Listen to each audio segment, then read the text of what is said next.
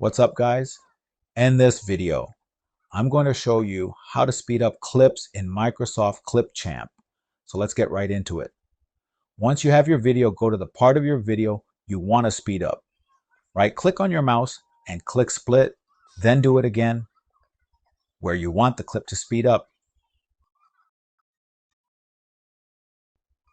After the clip is split and selected, go over to the speed option on the right side and speed up your clip to your liking. Then move the rest of the video to the left so it all comes together.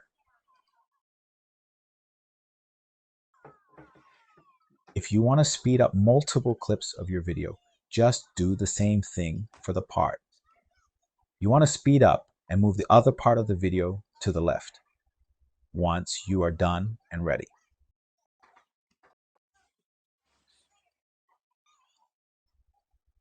All right, let's press play and see the clips. We edited speed up in the video. And that's it, guys, how to speed up clips in Microsoft Clipchamp.